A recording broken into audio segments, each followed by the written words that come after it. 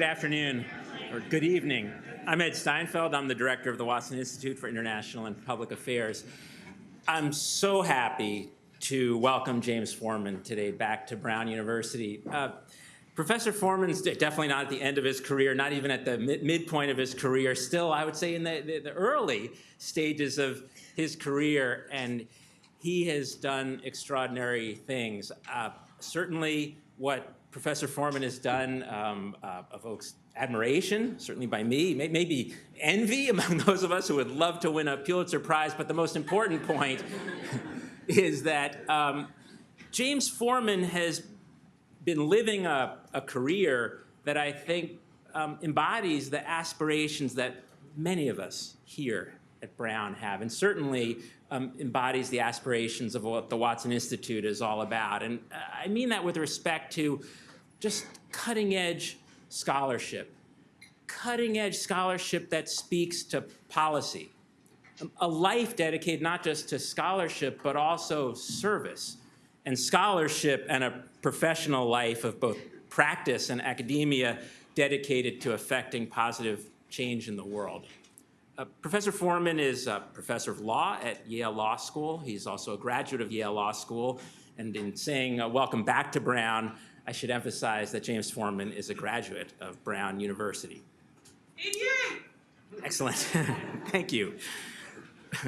Professor Forman's research interests and expertise reside in the areas of criminal procedure and criminal law policy, constitutional law, juvenile justice, and education law and policy. As you all know, his particular interests are in issues surrounding schools and prisons and police, and really how those institutions intersect with issues of race and class. James Forman's absolutely extraordinary book, Locking Up Our Own, Crime and Punishment in Black America, was, as I said, awarded the 2018 Pulitzer Prize, General Prize for Nonfiction. Please read this book. I can't think of a book that more richly deserves the Pulitzer Prize.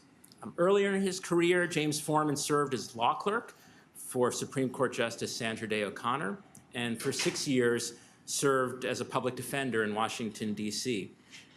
During that time as a public defender, Professor Forman started the Maya Angelou Public Charter School in Washington.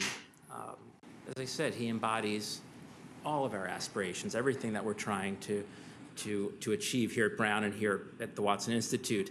Today, Professor Forman is going to first speak for 25 minutes or so, then is going to have a dialogue with Adaner Usmani. Adaner is a postdoctoral fellow at the Watson Institute and a sociologist, and his work also is on a variety of issues, inequality, social movements, and incarceration. Adaner and James will have a dialogue, a Q&A for a few minutes, and then we're just going to open it up to Q&A with all of you. Without any further ado, and with great enthusiasm, let me turn the floor over to you, James Forman. Thank you.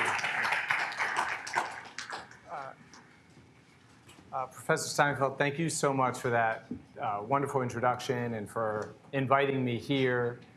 I want to thank, in advance, I want to thank Professor Usmani for agreeing to, we've been engaging with each other's work for a number of years, and agreeing to do a version of that tonight. I really appreciate it.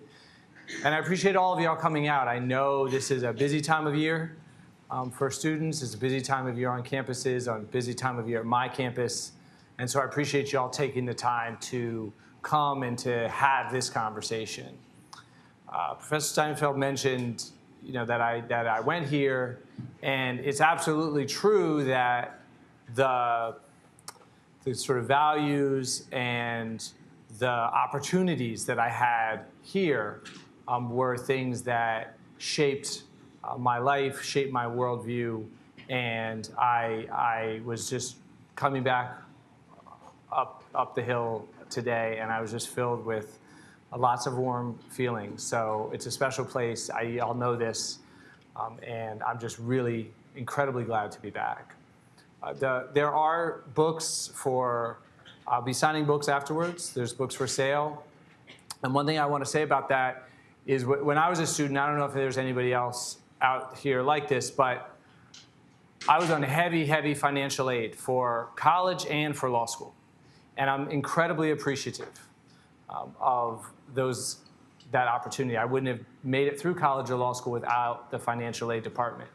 But I also know, at least when I was a student, that financial aid it like covered the basics, but it never seemed like it covered really anything extra. And I remember when I was in college going to see Nikki Giovanni speak, and they had books for sale, and I had a very carefully crafted budget.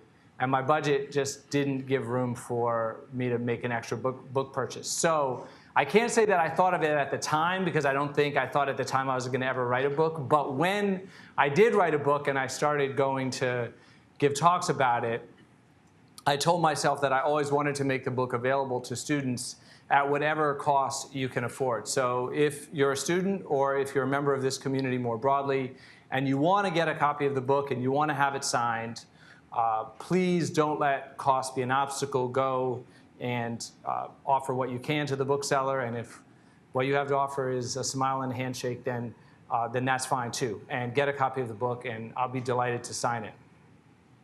I thought that I would start by telling y'all a little bit about how I got into the project, how I decided to write this book.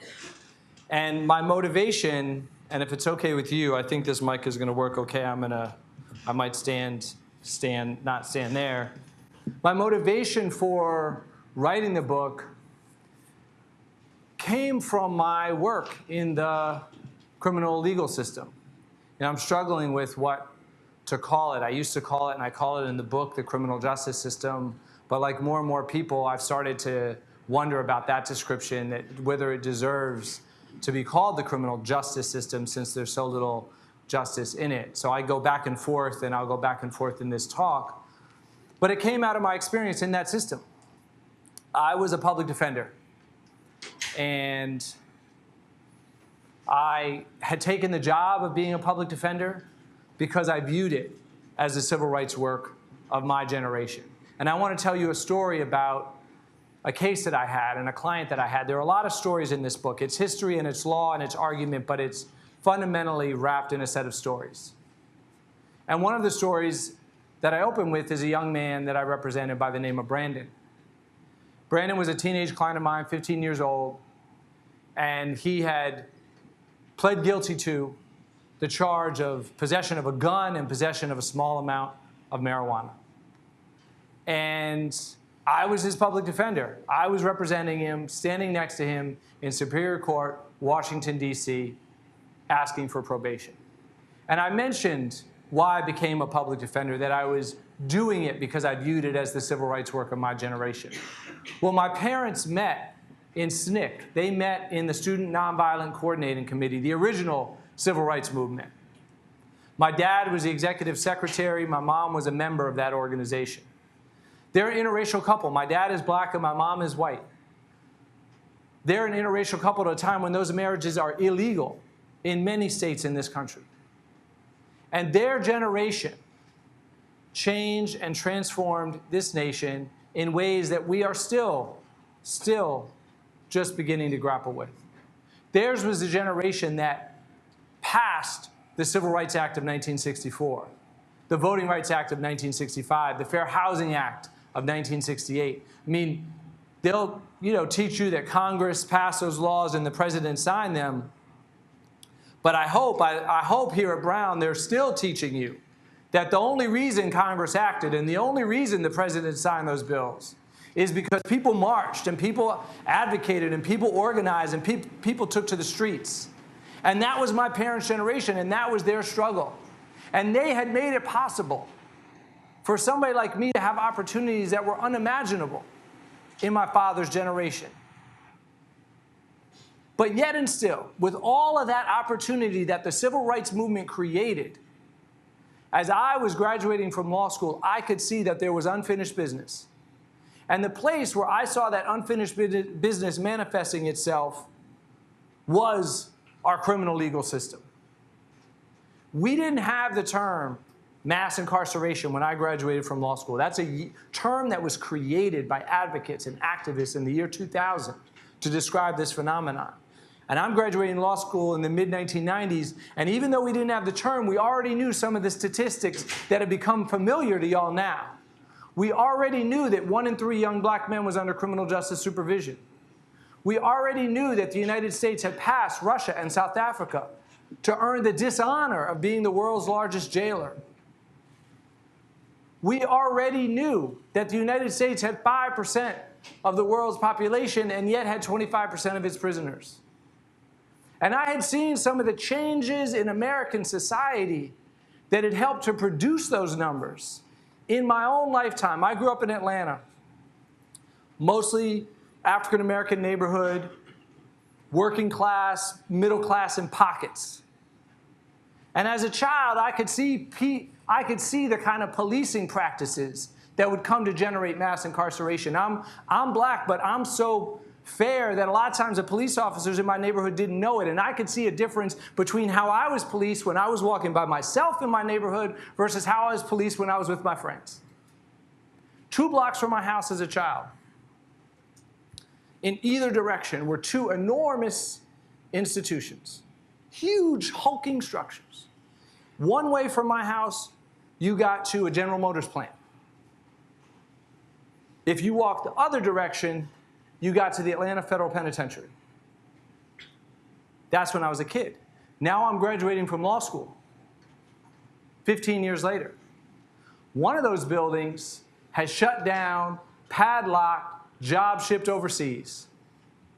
The other building has built an addition, an extra wing. And I don't think I need to tell y'all which is which. So wanting to fight that struggle had brought me to be into Superior Court, standing next to Brandon, asking for probation. I had a letter from a teacher and a counselor at his school. His mother and grandmother were there in court in the first row. They wanted him to come home. They had been there for every court hearing. The prosecutor in the case, she was asking for him to go to Oak Hill. Now, Oak Hill, I don't know how it is in Rhode Island right now, but in a lot of states in this country, what we do is we have juvenile facilities that have very nice sounding names, Oak Tree on a hill, combined with brutal realities. And that was true of Oak Hill. It was a place where drugs and violence were rampant. It was a place where there were no functioning programs. There were some things on paper, but when you got there, you saw it wasn't happening. It was a place where young people always left out worse off than when they entered. The judge that had to make the decision in the case, Judge Curtis Walker. Now, I should say, I changed the names of in the book, everyone's names have been changed, including the names of the judges. I wanted to protect my clients' identities 100%. So he's not a real name, but it's his real judge. And Judge Walker looks out in the courtroom. He sees a young black man facing sentencing. He sees a black defense lawyer, a black prosecutor. The judge himself is African American. That's not unusual in Washington, D.C. Superior Court. About 40% of the judges are black. So Judge Walker looks out, and he looks into Brandon, and he says, son, Mr. Forman has been telling me that you've had a tough life and that I should give you a second chance. Well, son, let me tell you about tough. Let me tell you about Jim Crow segregation. See, the judge had been a child in those years, so he lectures Brandon on what it was like to grow up under Jim Crow. And then he says, so here's the thing, son. People fought, people marched, people died for your freedom. Dr. King died for you. And I tell you this, he didn't die for you to be running and gunning and thugging and carrying on, embarrassing your family, embarrassing your community, carrying that gun. That was not his dream at all. So I hope Mr. Forman is right about your future. I hope you turn it around one day. But today, in this courtroom, actions have consequences. And your consequence is Oak Hill. They locked him up. And I was so angry. I was so frustrated and furious. I mean, think about it. The judge had just taken the same history, invoked the same heroes, the same history that I told you motivated me to be standing next to Brandon as a public defender, and he had somehow twisted it into this moral justification and rationalization for why locking up another young black man was an appropriate decision. But over time, I began to sit with and work through my anger at the judge.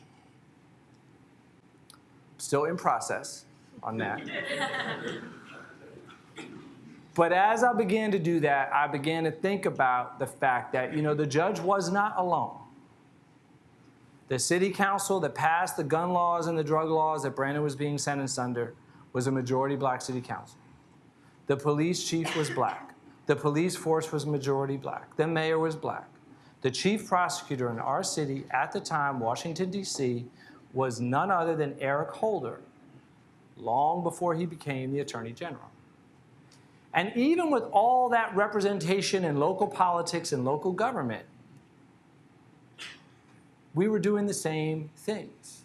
We were passing the same laws, the same policy decisions. And I really began to ask myself, what happened in this country that was so powerful, that was so overwhelming, that was so all-consuming, that even in a majority black jurisdiction with some measure of local control over its criminal justice policies, we were following the same policy choices as the rest of the country was, with the same results. I told you that 1 in 3 young black men was under criminal justice supervision nationally, and I also should have mentioned that same report showed that black women were the largest single growing part of the prison system. Well, in D.C., it was 1 in 2 young black men. So how did this come to be? That's the question. That's the question of my book. Now, we could stop now, and everybody could go get a copy.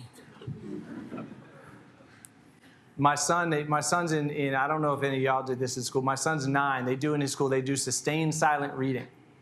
Sustained silent reading is so good with the teachers that it's basically a competition for how long the whole class can read quietly before anybody makes noise. So the teachers are so slick, because he'll come home and be like, Dad, we made 32 minutes of sustained silent reading today. The kids don't realize, right, if they all collectively make noise at like second 15, they can have early recess. But I'm thinking y'all don't want to do the sustained silent reading right now. So let me give you just the briefest outlines of the argument. So the first thing that I talk about that I think we have to grapple with is rising crime and violence and the fear and the anger that it generated in black communities in this country over the last 50 years. Especially, I argue, in 2 crucial decades, the 80s and early 90s, the crack years, and the heroin years of the 1960s. And let me say something about heroin, because the 1960s is less well known than the crack years. So the homicide rate in this country doubled in the 1960s. It tripled in Washington, D.C. Heroin, they tested everybody entering the D.C. jail for substances every year. In 1964, they found that 4% of the people entering the jail were heroin addicts. By 1969, the 4% had become 45%. That's an epidemic. And it's not just the numbers, but it's also the response. So to write this book, I had to review lots of letters from elected officials, and fortunately for me, many of them retired, turned their whole papers, all their archives, over to local libraries. And fortunately, they included the letters that they had received from citizens. So it's this amazing social history of a city that's in crisis. Now, I should say, for y'all doing research, none of this is scanned. There's no keyword searches. This is file folder and looking at pieces of paper. But if you do that for multiple summers, you see this history.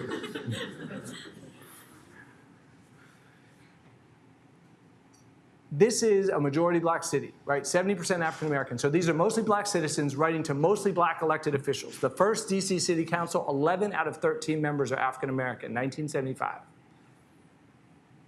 These letters reveal a kind of a pain and a suffering. People say, we just fought the civil rights movement and I'm afraid to take my kids to school. They're selling drugs on the corner and I'm afraid to go there. They're shooting in the park. I'm afraid to leave my kids in the park after school. People say, I feel like a stranger on my own city streets. I feel like a prisoner in my own home.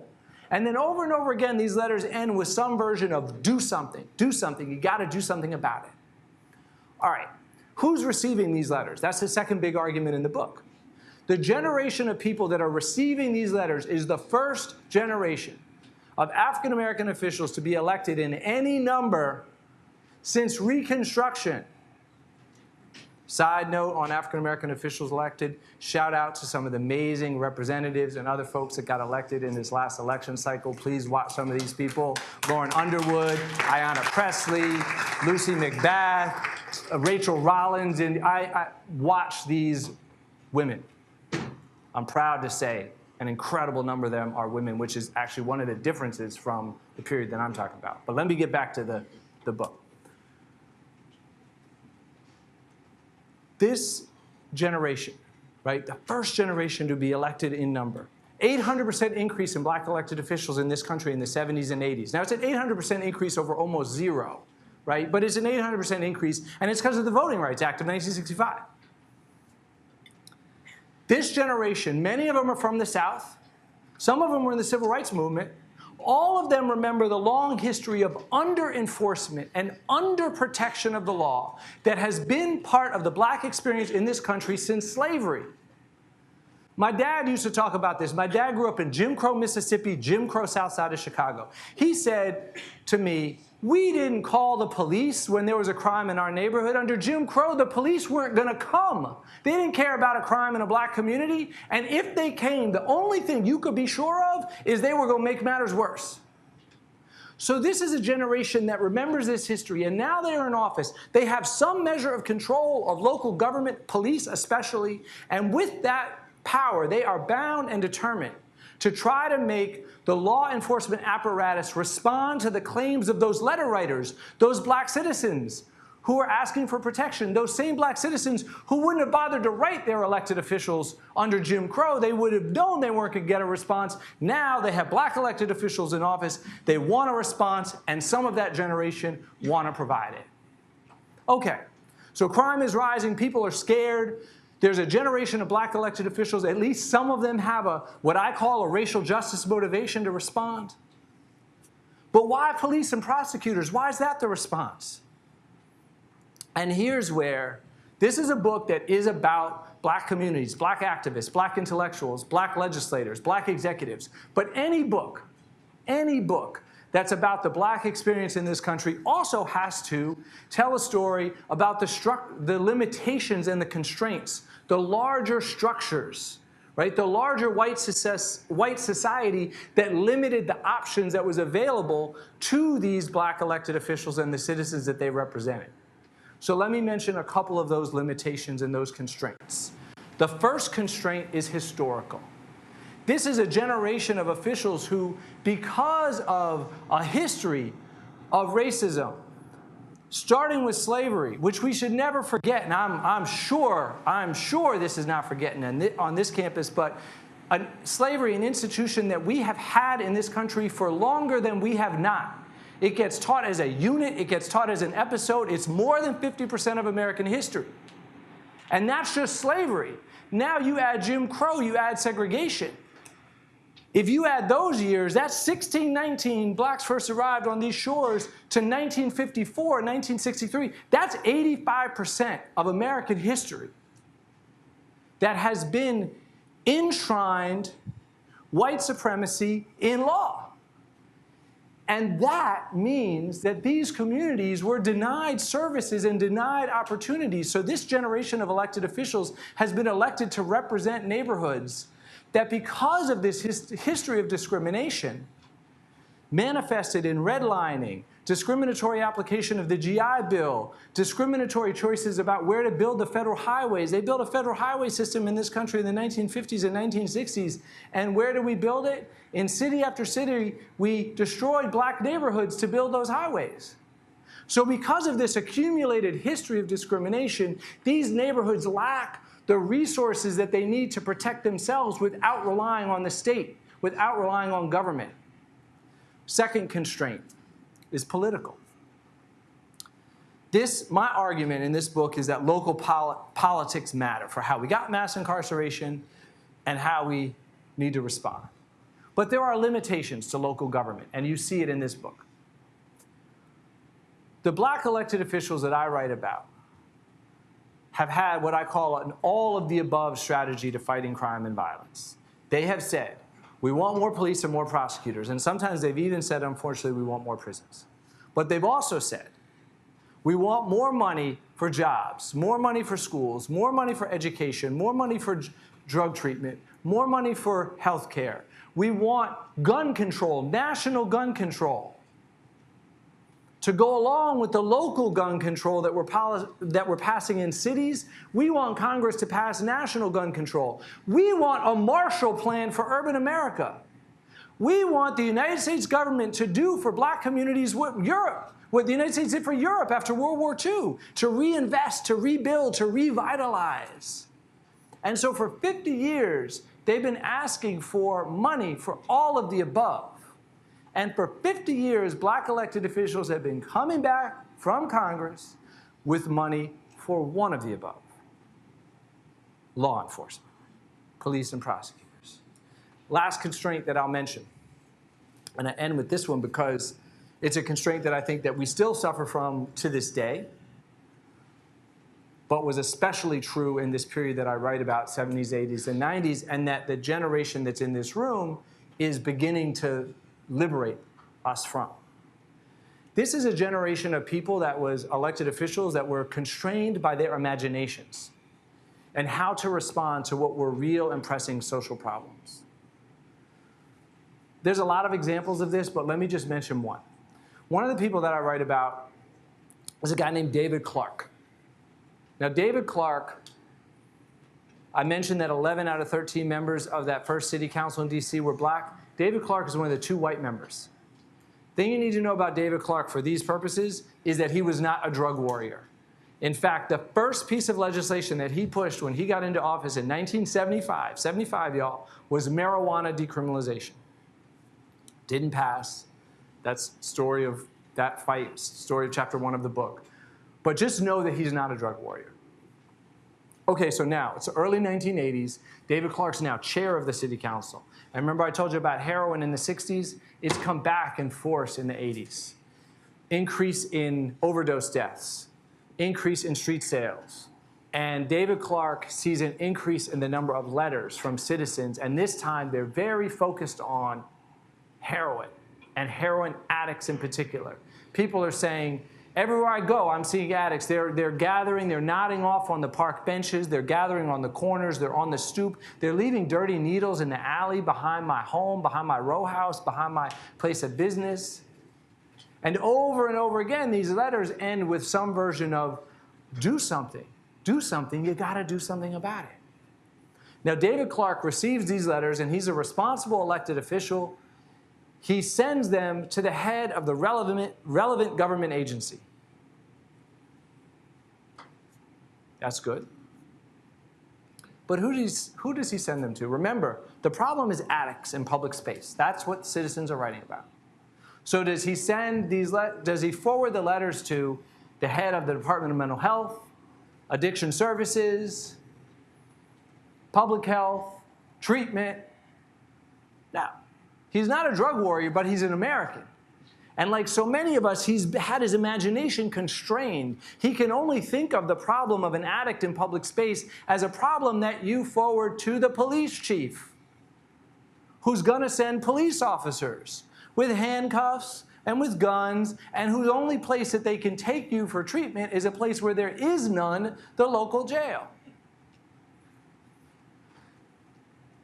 And one of the arguments in my book is that when we try to figure out how we got the largest prison system in the world and in the history of the world, it is important to look at national, the president and Congress, speeches from the Oval Office. But it's just as crucial that we look in these spaces that we don't pay as much attention to. These small, hidden, sometimes unknown and obscure spaces spread across 50 states and across 3,000 counties, across 50 years. We look at the tiny, small decisions, some of them, not all of them, but some of them made by people with good intentions. Tiny, small decisions like, which government agency do I enlist for help when I'm deluged with letters from citizens about heroin addicts? Because those tiny decisions, I argue, are the individual bricks which collectively have built the prison nation that the United States has become. Now, I'm going to stop. Professor Usmani and I are going to have a little bit of a conversation, and I know that one part of that conversation is going to focus on not the analysis in this discussion, but also there's a piece of it that's going to focus on, okay, so what should we do now in response to that problem? But I want to just, and there's no way I can cover, but there's one thing that I want to at least say, even before we get there, in terms of thinking about responses. And we'll get there, and I could have a list of 10 or 20 things that we need to do, but for just to end this, because I feel like I don't want to sit down on the total downer note of we built the prison nation that America has become. I at least want to give you one idea that I'm thinking a lot about, because as you'll hear, one of my big arguments is that it's not going to be one solution. It's going to be 1,000 small solutions in the same way there was 1,000 small decisions that got us here. But one thing that I'm particularly passionate about that I just want to put a marker down for right now is education. And it's education on kind of many different fronts. You heard that I started this alternative school from kids from the juvenile justice system, but my current passion is education for people who are incarcerated. And I know that there's a robust prison education program and initiative here, and I would just want to say a quick piece about my own work in that space, which is that a number of years ago, I started thinking about what more could I do in response to this human rights crisis that I'm talking about. And I write and talk, but I wanted to do something more direct. And fundamentally, what I am is a teacher. I'm a professor, and I started to think about the fact that I teach some of the most privileged students in the world, and that's incredibly meaningful. Y'all deserve the best, but you've always gotten the best. And I started to think about the fact that the state is full of prisons that are full of people who have never gotten the best. And so I got trained in a program called Inside Out. And a few years ago, I started teaching classes where I go to a local prison and I teach a class on the criminal justice system. But what's different about the class is that it's made up of 10 men who are incarcerated. I teach in a men's prison in the fall and a women's prison in the spring. So 10 men or 10 women, depending on the semester, who are incarcerated, and then 10 students from Yale studying in a seminar setting, in a circle, debating and arguing and researching and analyzing the history of and impact of our criminal justice crisis. It is the most meaningful teaching, I will tell you, that I have ever done.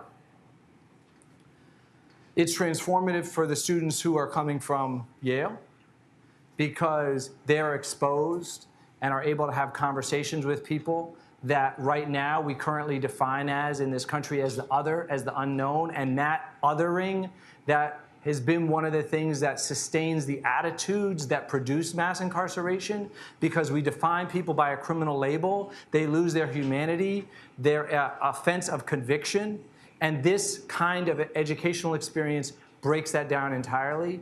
And it's also incredibly meaningful for my students who are incarcerated on many dimensions. I mean, the RAND Corporation has studied this, and for every dollar we invest in prison education, we get $5 in return as a society. But I don't need the study because I see it in my student evaluations. One young man at the end of the semester, he wrote, "I like the law and the policy that we learned in this class, I did. But really what I liked about this class was that when I entered the library and I entered our seminar circle, I entered a space where I was treated like I was smart. I entered a space where I was treated like I had ideas, where I was treated like I had something to say, where I was treated like, and on some days I even came to feel like, an intellectual." And what I want to tell you is that when that's been a taken for granted part of your life, when you've been raised up to assume you had something to say from the beginning, when you've been raised up, as my child is by parents who are way too indulgent in your opinions, that being when you don't have that in your life, having that educational experience is incredibly powerful because it can teach you a sense of advocacy and a sense of agency and a sense of control over your future. So that's going to be, in my opinion, one of the examples of one of the many small things that we can do individually and that I hope we'll start doing more of collectively to start to push back against this inhumane system and to start to build in its place a system that restores and repairs instead of harming and damaging, a system that actually deserves to have the word justice in the title. Thank you.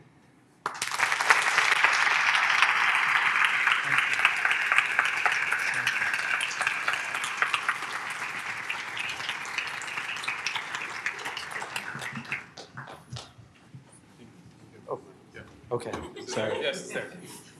Sorry. See, I've already messed up. Man, well, I have to say that every time I hear you speak, James, I feel like I'm ready to follow that man over the mountaintop. Right now I have to play the role of armchair intellectual, but we'll get there. We'll get to the mountaintop at the end. I'm definitely going to ask you about the 20-point plan, the 10-point plan. So I'd like to start with the way in which your argument is actually quite disorienting for many of us. A lot of the students here, and particularly the seniors, will have read the New Jim Crow. I think they read it as their first readings. And the story you've told is quite different in some very important ways. So I was wondering if I could ask you first to reflect on the heritage of that argument, because I know you think it's a tremendously important book, but it's also, given your argument, maybe a flawed book. Could you talk a little bit about how you think about maybe the conventional story of mass incarceration, that the punitive turn was a reaction to the gains of the civil rights movement launched by white Southern politicians? Here, the source of public concern is different. The protagonists are different in your story. So how do you think about that story in relation to your own? Oh, thank you. And thanks again for agreeing to do this and for your really important work that you've done so far and your incredible future, the work that you have ahead of you.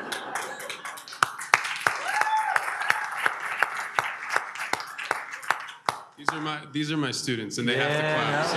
Yeah, but you know what? That's a good sign, man, because sometimes, your students could just sit on their hands and be like, oh. I love that my book would be read after reading the New Jim Crow, because I feel, in a way, it was written after that book, and I feel like, in a way, and I've come to appreciate this maybe even more now that after my book has been done, I feel like there's a way in which I'm not trying to tell the whole story. Like, I'm self-consciously not saying, this is the definitive account. Like, this is the one book that you need to read to understand how we got mass incarceration. And I feel like I have the luxury to do that because I'm building on books, and I'm now talking about I'm just gonna focus on the popular books. Like, forget about all the incredibly important academic research, right, that's behind a lot of these books. But The New Jim Crow, Just Mercy by Brian Stevenson, Between the World and Me by Ta-Nehisi Coates, there's a literature out there now that I was able to write almost assuming that my readership would be very familiar with. And so I think that my book adds to that story, and that's the way that I think about it. And so I think what I tried to do, as I indicated to you kind of in the initial story, like, if you think about another way of the story that I tell you about representing Brandon, my understanding, like, what motivates me to become a public defender is the style of analysis of the New Jim Crow or Just Mercy or Between the World and Me. It is an understanding about the profound racial injustice and racialized dimension that led to this system that I'm not, like, the reason why I'm shocked by what Judge Walker and the other officials are doing is because I have an analysis about how this system came to be, right? That's why it's disorienting for me to be in that environment and to see a lot of black elected officials doing similar things. So I guess, I mean, this is a long way of saying that I don't really, as much, at the broadest level, I don't see my argument as in tension with, as much as adding to. Because I think you can still believe, indeed, I do still believe, that the story of, you know, of racist politicians, you know, in the 70s and 80s, going through Bill Clinton, and some still trying to this day to demagogue around crime as a way of talking about race when people aren't able anymore to talk explicitly about race. I think that's all true and incredibly explanatory. I just don't think it's the whole story. And so I wanted to add additional dimensions to an existing narrative. And I know that, and one of the reasons why, there were a lot of reasons why I chose to write this book as more of a book for a general audience than an academic book. But one of them is that if you write an academic book, the first thing you have to do in the book is you have to say, like, here are the 3 arguments that are out there in the world, and here's why I'm going to show you they're wrong or misplaced in some way. And I very self-consciously don't do that. Like, you won't find me setting up a literature which I then say I'm going to rebut. And one of the reasons is that I don't think I'm rebutting it as much as I think I'm building on it, adding to it, adding additional nuance, and fundamentally putting black people at the center and black decision makers and trying to figure out their motivations, right? Because none of those books that, again, I just mentioned, they're not especially interested in black decision makers. It's not the focus of analysis. And indeed, last thing I'll say on this, is when in the few instances when one of those writers has done that, they've actually reached relatively similar conclusions. So I would encourage everybody who's familiar with the work of Ta-Nehisi Coates, and especially Between the World and Me, to read his first article, and you know this piece. His first book, I thought you were going to say, but his first article. Well, his first book, but even before his first book, which you're right, his first book, it would be the same story that Ta-Nehisi tells in Between the World and Me about the shooting of Prince Jones. He tells that story in the Washington Monthly like 20 years ago, in 2003. But the focus of his analysis then is on the fact that Prince George's County is a majority black-controlled, wealthy suburb. And the question that he's asking in that article, and it's actually part of what inspired me, the question he's asking is, how did this rich black community with all this black political control allow itself to have these rogue white cops who killed my friend? So, yeah. Well, so one thing you certainly add to the conventional story is this focus on black representation. But as you were also saying, one thing that you add, I think, that's related, certainly, is the role of violence and the role of violence in fomenting public concern. I think that one of the reasons that many of us are uncomfortable talking about violence, and the reason that it gets left out of the discussion, is because there's this anxiety that discussion about violence will be weaponized in politics. And also perhaps an analytical anxiety that it's difficult to talk about violence without falling into blaming the victim or something like that. And in this case, since violence is disproportionately concentrated in African American communities, a kind of racist victim blaming. And I know that's obviously wrong in some way, and you think that that's wrong. So I was wondering if you could talk a little bit about how we should think about the relationship between violence, blaming the victim, moral responsibility, personal responsibility, politics. How do you process that, and how can we write violence back into our story without falling into those traps? Well, you know, it is such a good question, and I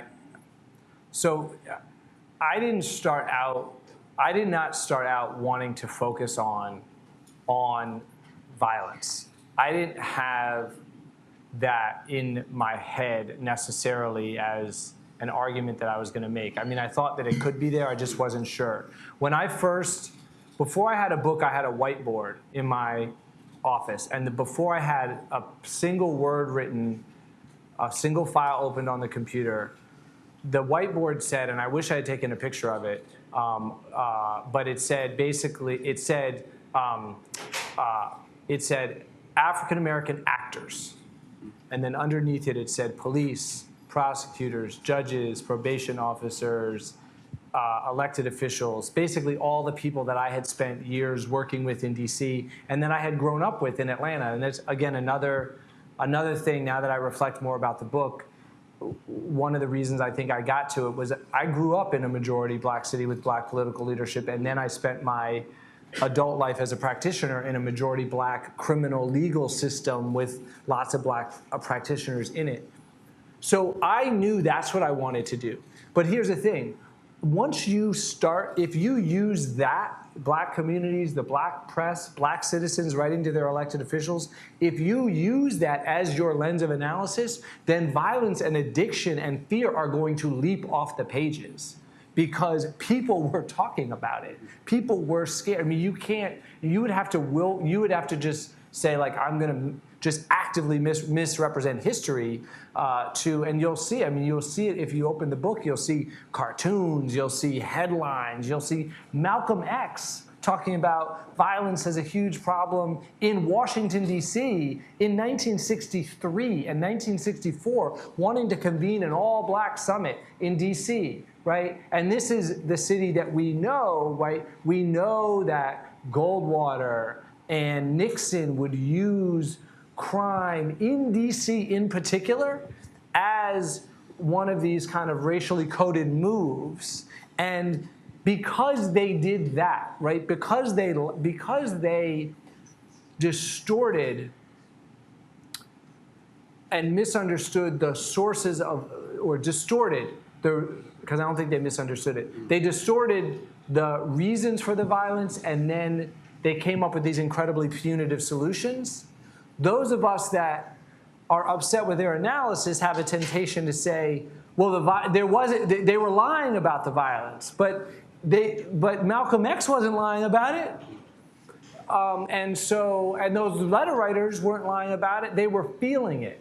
Which again doesn't mean that Goldwater and Nixon had the right analysis to begin with, but the violence was there. So I feel like once you wade into that once you decide that you're going to take seriously what it is that communities and people are saying, you can't avoid it. The reason why people are afraid to talk about it is exactly what we're seeing. I mean, we don't even need historical examples. We are living in a moment where we have a president and many elected officials who have successfully, most occasionally about, African Americans see the invocation of like Chicago. It's now just become this word, like Chicago, but mostly about focus on immigrants, some of whom are of African descent, but most of whom in the president's sort of vitriol are not. But we're seeing the same thing. We're seeing the same lies we're seeing the same manipulations, and in this case, outright lies being told about the crime rate, right? People are lying about crime going up when it's actually going down. And so there's a natural fear to get, it's like you said, if we give any inch on that, then it's immediately going to be weaponized and used against us to justify these incredibly harmful policies. So what I'm trying to do is I'm trying to carve out a piece of space where I say, these problems are real, violence was rising, people were scared, and people are scared still today. I mean, the nationally crime has declined, but I spend time in cities, in particular cities where it's not going down. And so I feel like as progressives, we have to begin to develop a language for how we want to try to respond to those real harms And part of that story is going to be inside the criminal legal system and different policy choices we make there. And some of our response and some of our toolkit is going to have to be outside the criminal legal system and how we respond there. Well, that takes us kind of towards the 20-point plan, but I want to put a pin in it and then get to the 20-point plan in a second, because I have a question about. So one. I'm sorry for promising 20 points now. That was a mistake. One issue that I know that my students have wrestled with is when we're thinking about, if we're thinking about criminal justice on what I've been calling the conventional view, then in large part what the state is doing is it's labeling behavior as criminal that is not actually criminal. But that's not actually the argument that you're making. And what it implies is that there are some people in American prisons who have done pretty awful things to other people. Progressives need a way and a language of talking about that and thinking about that. And I think an approach to criminal justice reform that takes that seriously, that, as you were saying in your account of what black actors were saying in DC, there's a racism against offenders, of course, but there's also this kind of deep racism and underprotection of crime victims. So how should progressives think about accountability in the criminal justice system, especially since, as you've been saying, many of these people who do awful things to other people are themselves extraordinarily oppressed and extraordinarily, they don't have a kind of moral responsibility in some very important ways. I mean, they've been denied basic opportunities. So how do we think about accountability? What does the philosophy of punishment here look like that we should move forward with?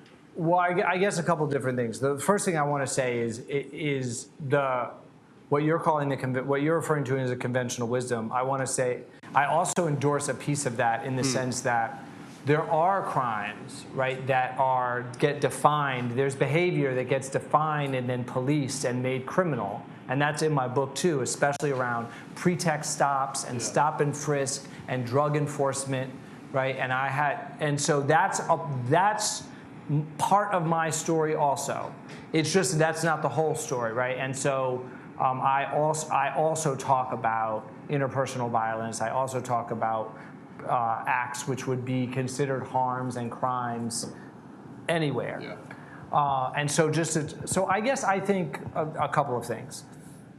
One on what is accountability or how do we think about responding to those. So let's put to one side the kinds of things that the state could do up front. Let's put that to one side for a minute. Yeah. And let's talk about within the system, within the criminal legal or criminal justice system.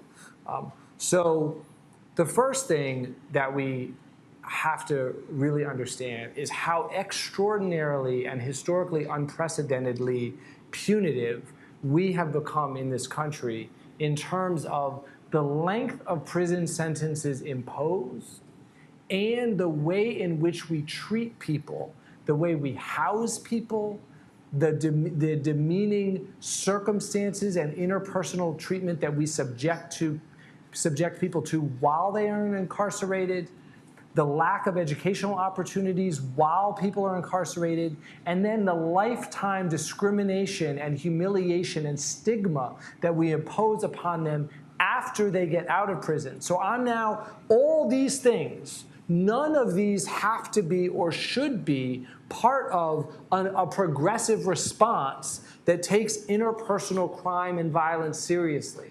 We don't have to have prison sentences that are nearly as long as we do. And in fact, some of the things we do, like the prison conditions and the lifetime punishments that people call collateral consequences in that really bloodless term that doesn't capture what it feels like, all of those make crime worse. They make people more likely. I go into a prison every week, and when you go in, if you are treated that way, then you are more likely you have been violated, you have been demeaned, and you have been uneducated, you have been institutionalized, you have been told that you are nothing, you have been strip searched at whim. And when that is done to you for day after day and year after year and month after month, you are more likely to hurt somebody when you get out. So if we are serious about reducing crime, The first thing that we have to do is radically revise and rethink the whole structure of our prison system. Now, the other thing is that there's a whole bunch of people, and I write about Dante. For those of you who have read the book, I won't go into the whole story now. It's in the epilogue of the book, but just a sort of plug out there for anybody who's interested in this part of the story who hasn't read it to go check out the epilogue. We have a lot of people right now who could be diverted from what we think of as like the traditional criminal justice system. I'm incredibly drawn to and spending more and more time working in restorative justice. And the basic idea of restorative justice is to change the whole, to ask a different set of questions. So the traditional system asks, was a crime committed? Who committed it? And what should the punishment be? Those are the questions right now. Restorative justice says, who was harmed? What are the sources of that harm? And how can we as a community, including sometimes the person who caused the harm, help to restore and repair that harm? And this can take lots of different forms. For people that want to learn more about it, there's a program out of New York called Common Justice, which is doing a lot of work in this space. I just yesterday in my class in the prison, just on Tuesday, I led a peace circle. It was a mock, we had like a mock, a crime, a woman that was addicted to drugs and that robbed somebody in her neighborhood and who was about to lose her kids and had been to prison previously for a couple of years. And we sentenced it 3 or 4 weeks ago under the traditional model. What sentence should she get? And Tuesday, we did it entirely differently under a restorative justice model where everybody, again, it was a simulation, it was a role play. So somebody played the woman that she robbed, and everybody had their factual scenario. And it took a long time because people were playing their roles and there was a community member who was really upset who ran the local grocery store who was pissed off about and didn't even after the woman that had been robbed was ready to engage in this restorative practice and accept this apology and try to figure out whether there was a drug treatment program. There was this store owner that was like, no. So this is not easy, and this is just a simulation to try to capture what it looks like in real life. But these, I think, for people who are in the communities that are most directly suffering, this is what I'm writing about, working class, poor, black and brown communities, there is a real sense that what we are doing now is wrong and is harmful, but people are unwilling to do nothing. It's not okay to say, we aren't going to respond.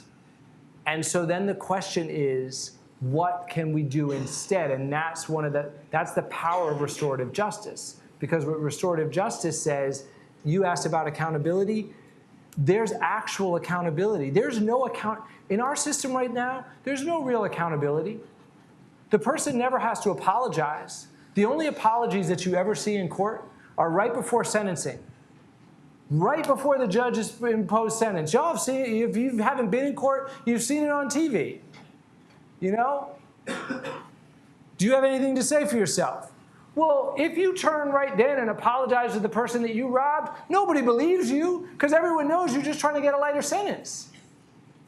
But when you're in a restorative justice context and you're facing the person directly and you have to really get in touch with, but you hear and you listen to the harm that they suffered, and you have to get in touch with and own your role in helping to produce that harm. It's painful. It's hard. That's accountability. So my final question before we turn it over to the audience is obviously to ask you to enumerate the 20-point plan. But let me set it up a little bit, because I think one of the arguments of your book that I appreciate so much, and one of the things that you were saying earlier, is that criminal justice reform is not just actually, the task of criminal justice reform is actually not literally just the task of criminal justice reform, but actually about transforming the way in which American society is organized. So with that priming, could you give us maybe you can give us the top 3, top 4, and then they can ask you about the other 16? What should we do? where we Absolutely. I mean, so I think, so you didn't ask me for one, but if I had to list one, and if I had to just pick one thing, and so I'll just kind of start there, it's the kind of investment in jobs in communities that have been lost over the last 30 or 40 years. So if you just want me to get kind of super concrete about that, and we, talked about this a little bit earlier, but, if I were a philanthropist or I were a governor or if I were somebody that had real power on this and I were actually serious about trying to do it, it would be not just job training programs. See, we have a lot of job training programs, but they train people for jobs that don't actually exist. So we need jobs. We need an industrial policy, an economic policy. We need factories. We need factories on, not dirty factories. I know a couple of y'all are looking at me like, I don't want all that pollution. It doesn't have to be dirty, but we need places where I described the factory that closed in my neighborhood. And that was devastating. That was devastating for the neighborhood because it meant that nobody could see a future, or it was hard to see a future once those jobs were gone. So I would start with jobs. The other thing that I think a lot about is healthcare. I mean, in my opinion, this has been a little bit overlooked, but the most effective anti-poverty policy and crime, and therefore crime reduction policy of the last decade has been healthcare expansion, in particular Medicaid expansion. In this past election on Tuesday, 3 states, deep red states, expanded Medicaid by voter initiative because the politicians in those states refused to do it. And all the research shows that if you expand economic opportunity and you expand healthcare opportunity and you expand educational opportunity, that those are the 3 most transformative levers for not only giving people a sense of a future, but then equipping them to live that future. So this is basically the Marshall Plan that the black leaders that I told you about earlier were going, and they said, we want all of the above, and one of the things we want is the Marshall Plan, and they only got the money for the prisons. So basically what I'm doing is I'm picking up on the claim of this book and saying, okay, well, we got the prisons. We want all that other stuff that we've been asking for. Outside of so if we move from kind of that broader context and we start to look at within the criminal justice system itself, I think some of the most powerful levers right now are bail reform. Right now, in state after state, in city after city, I don't know the numbers exactly here in Rhode Island, but in most cities, if you go to the local jail, you will find tonight 10, 20, 30,000 people. In New York, it's hundreds of thousands of people right now, tonight, locked up in degrading and humiliating conditions, who are legally innocent, who have not been convicted of any crime, who are held pending trial, waiting for their trial, or waiting in some cases to meet their lawyer. And the only reason they're in prison is that they're poor. A bond has been imposed. The judge has said, if you post $1,000, $5,000, $100,000, you could walk out now. But they don't have the money. So they're locked up right now only because they're poor. And we saw in New York with the case of Khalif Browder on Rikers Island, which some of you all be familiar with, held there, pending trial, was told, listen, if you plead guilty, you'll get out. He said, I'm not guilty. I'm not going to plead guilty. He was beaten by guards, beaten by other inmates, eventually, finally, after 3 years, was released. And unfortunately, that trauma that he suffered while he was inside caused him to later take his life. But it doesn't have to be this way. And in many, many jurisdictions, they are beginning to cut back on this wanton and needless imposition of impossible to meet bails that punish poverty. The second thing that I would do is I would ask everybody that is in this room to think about where you live, either where you live now or where you're going to live when you get out of here, where your hometown is, and find out and understand who is your local prosecutor and who is your local sheriff. Another incredibly powerful position, local elected officials. For the last 50 years, the only way you got elected local prosecutor and local sheriff is by basically saying, I'm going to lock more people up in harsher conditions for longer than my opponent. And in the last couple years, people have woken up and they've said, wait a minute, if I'm a reformer, and in some communities, abolitionists have come forward and said, what is the best way to dramatically reduce the number of people that is in prison in my community? It is to get somebody elected local prosecutor and local sheriff. And sheriffs is the newer prosecutor. People have been talking about it for a couple of years. Sheriffs, people are just now starting to wake up to the power there as well. Well, what if I get a reformer? What if I get somebody who's committed to ending these bail policies? What if I get somebody who's committed to not prosecuting low-level offenses? What if I get somebody who's committed to investing in restorative justice? What if I get somebody like Larry Krasner in Philadelphia who asked all the prosecutors in his office to put on the record how much it costs to imprison somebody and then to justify that in front of the judge? So local prosecutor, local sheriff, and ultimately local judges, these are all, it is insane, let me just say, that we elect these positions, but we do. And while we do, those of us that care about this issue are going to have to become mobilized and realize we can win these races. You know what? There's like nobody that votes. These are these crazy off-year, mid-June, nobody pays attention elections.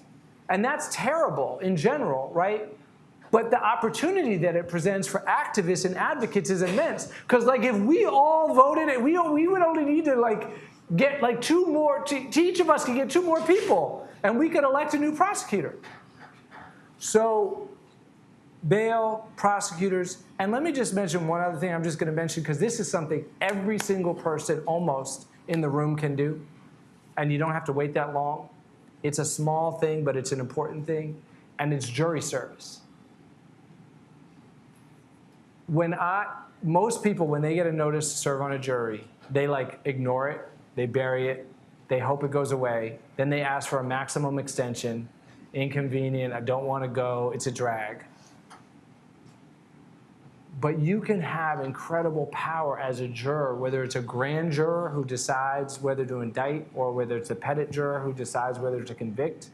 But here's the problem. Historically, y'all, people that are concerned about criminal injustice, the kind of people that might be in this room tonight, historically have avoided jury service, or when they go down, because I saw this all the time as a public defender, oh, I can't be fair, I don't trust the police. I heard Forman at a talk last week and he was talking about the criminal justice system didn't deserve the name justice. No, I can't serve. No, you have to serve. Because if you don't serve, the jury is going to be made up of people who think that our current system is okay, who don't have qualms, who don't have questions. And a jury made up of people who think that the largest prison system in the history of the world is okay is a jury that is going to reproduce that system. So please serve, and please raise your voice, and please ask your questions, and please offer your critiques in the jury box, which you should know in Reconstruction, when black elected officials and radical Reconstructionists were arguing for civil, political, and social rights, they viewed the right to serve on juries as right alongside the right to vote at the ballot box. It was another place to exercise the franchise. So please seize it. Thanks, James. I'm inspired. Let's do it. So I think we're going to now take questions. If you could line up at the microphones, they should be on, I think. Excellent. So I have a three-part question. Please introduce yourself, too. So yeah, I'm Max. I'm a Brown alum, and I live in Boston now. But class of 2011, I know I don't look it. I look like a current student. But okay, three-part question. This is a couple quick ones, and then a last one I'm still kind of thinking about. But the first one is, so you decided to not name most people in the book, but you did name a couple people, a couple big names. Okay. Eric Holder and Auntie Maxine. Yes. Did they have they directly reached out to you about the book, or them being name checked, or whatever? That's one question. I'm curious about that. Second, you didn't go. I think you focused a lot today, and I read the book a long time ago, and so some stuff might be off. But the second question is, I know there's a lot about the black political class and black elected officials, but you also had a riff about the black middle class.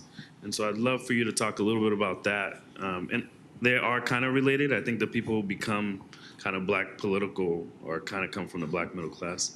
And then third, if you notice, a lot of your solutions or things to do, I mean, the last two have to do with the criminal legal system, but the other ones actually have to do with a lot of stuff outside the criminal legal system. Yeah.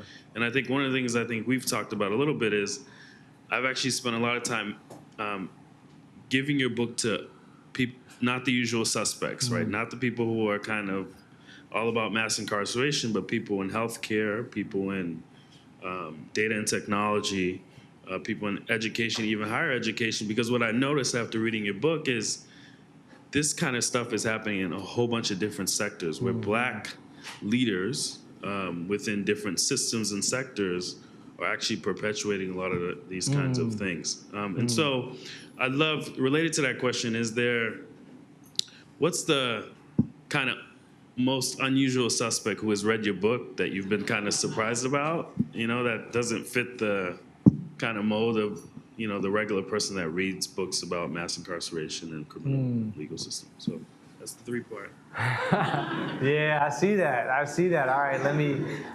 So you're right. I don't name any of the figures in my cases, but I do with historical figures that featured Jesse Jackson, many others. I quote them. I cite them.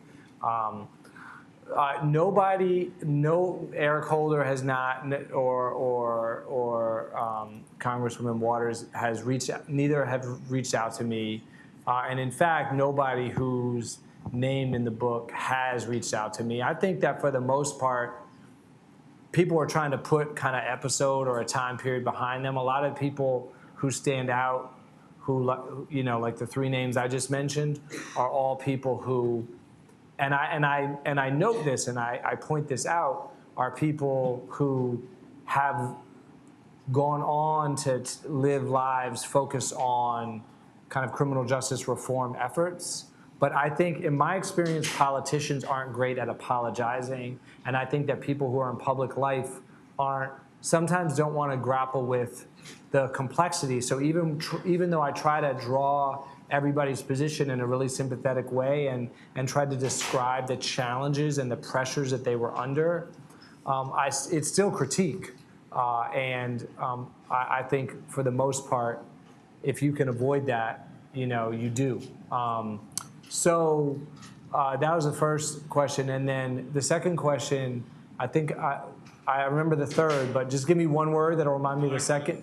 Oh, yeah, black middle class. So I didn't have a chance to summarize the whole argument, right, in the talk. But yeah, the class component is absolutely a piece of the story that if I had more time, I would have elaborated on.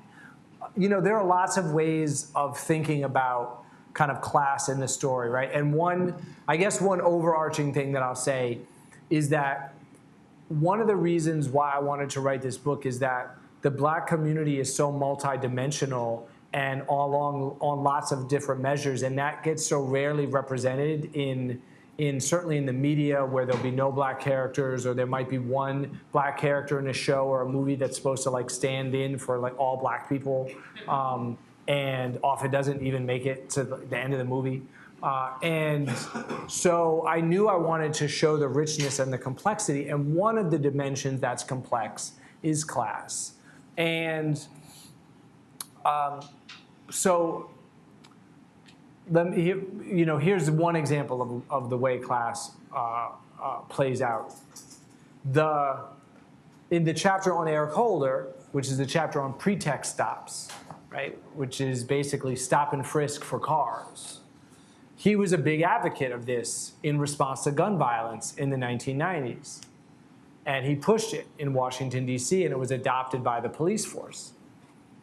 They carved out one neighborhood de jure. They didn't employ this tactic in the one part of the city where most of the wealth is and was mostly white.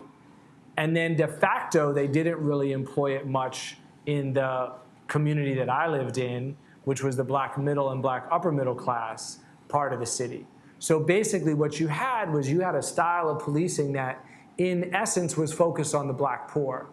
And white people were excluded from. That's the traditional story that we already know and aren't surprised by. But also in the context of a place like DC with its substantial black middle class and black judges, like the neighborhood that I lived in, there were 3 judges within 2 or 3 blocks of me. So if the police did this style they would have been stopping them as well. And so there's a way in which I try to talk about how one of the early advocates for having more black officers was that they would understand this diversity within the black community, but was sometimes said explicitly, but was often implicit, is what that would mean would be that the black officers would be able to make distinctions within the black community that white officers were not able to make. So people basically wanted the opportunity to travel in a kind of safety. They wanted a class protection around them that white people have always had and that black middle and upper middle class people wanted. And to an extent, they got it. And so as a result of that, this set of practices was relatively popular because the people who were getting hit the hardest by it were the people who had the least political power. And so one of the things I'm trying to describe in a book that I think is well known in the black community but isn't as well known outside of it is all of these different dimensions and the way in which you can have in a particular community the poorest parts of that community being hit the hardest, the middle class being not immune but somewhat protected, and therefore not raising a ruckus about, not raising a lot of political opposition to. The last thing about the most unusual suspect, I wish I could say that I have a good one in this context. I think that the book has probably mostly been read by the usual suspects. Probably the most unusual one would be whoever you gave it to. Yeah, exactly. But I do think there is, your point is right across dimensions. And part of what's, and there are a lot of reasons for why African Americans in positions of leadership, right? There's a review of my book that was written in the Harvard Law Review that tries to kind of pick up on this and try to show some of the reasons why powerful black actors would sort of go along. And so it's super complicated, and I don't want to falsely over-summarize it or minimize it here. But one thing that is just worth saying is that when we talk about black people, like when we talk about African Americans, the focus of our minds in that, when we hear that word, tend to go to the African half of it, which is then what's making that group distinct.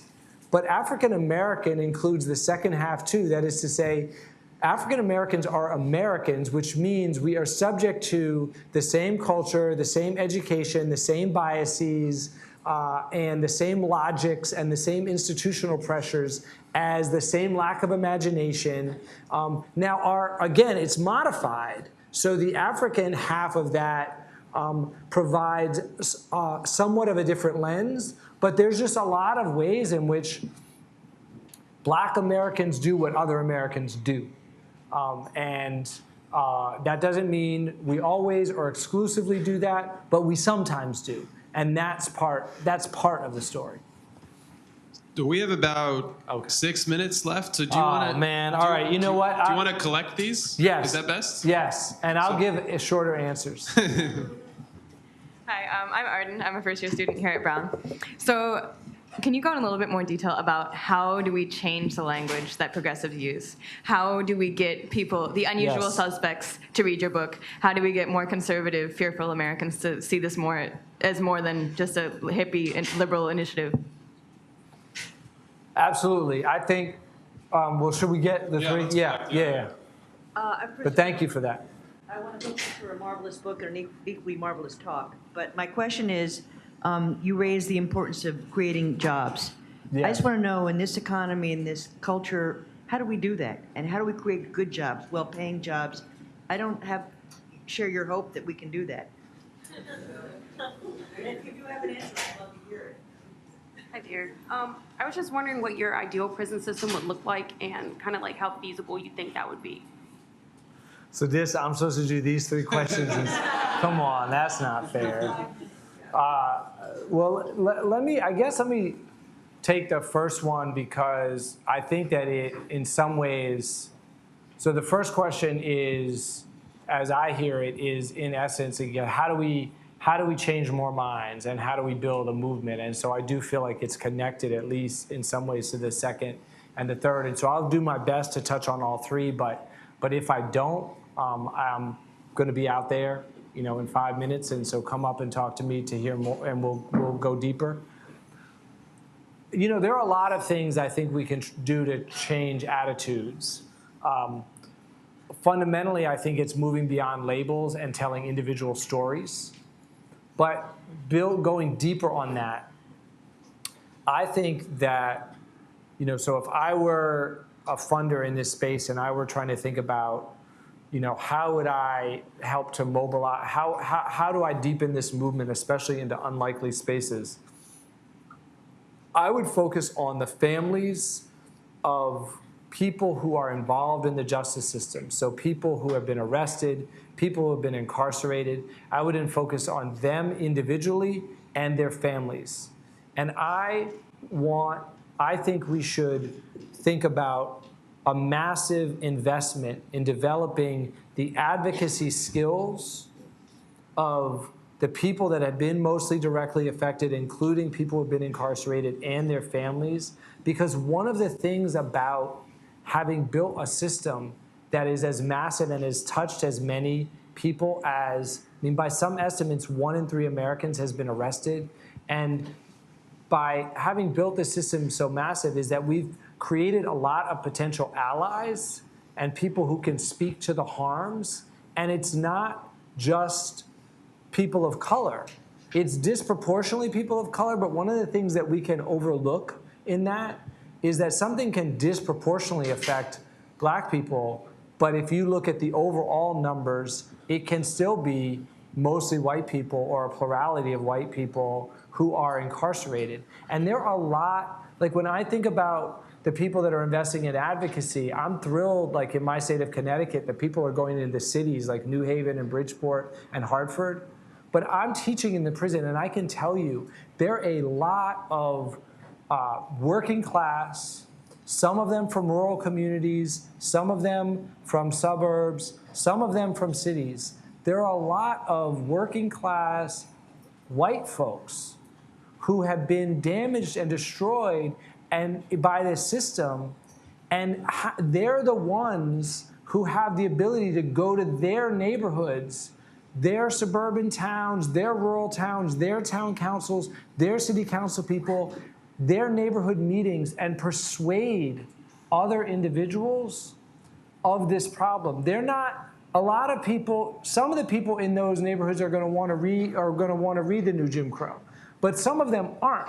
And if we are going to push deeper and move beyond the kind of people that will listen to right now, we have to develop a cadre of voices that is from those places that right now, because we have focused on the racialized dimension of this, and we should keep still doing that, but have almost don't find a way into the conversation. They don't have a way of understanding and talking about this as a problem that is affecting their community, but it is. So I think, in my opinion, that's how we're going to begin to build up that movement and begin to change minds, and then to begin to rally more and more people to understand that it's going to be employment, and it's going to be healthcare, and it's going to be education. Those are the only things that are going to bring us back. And the last thing I'll say on the prisons is that's an incredibly hard question to answer in terms of my ideal system.